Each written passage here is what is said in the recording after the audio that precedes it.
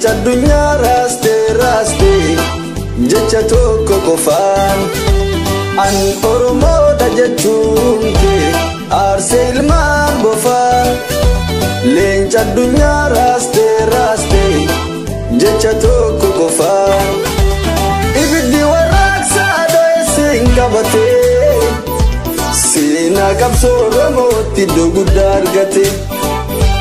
Neetworkeetti jaartee diiguudhaa dhabanii kan keessa ladeeffa fiiguu jalqabanii imimmaan gabrummaa saba irraa haquuf gufuun bilisummaa kararraa maquuf waamichatti gootee Oromoon dhagahee iyyi waliif iyyan addunyaa wal gahee.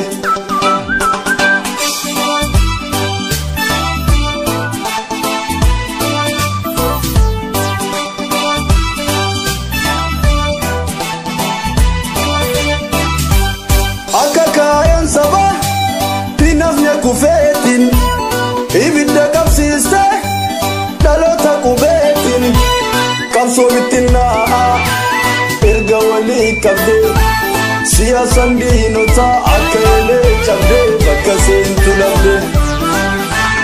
Akka kaayaan sabaa pinafnya kufeetiin ibidda qabsiistee dhaloota qubeetiin qabsoo bittinnaa erga walii qabdee siyaasan diinotaa akka elee cabdee bakka seentu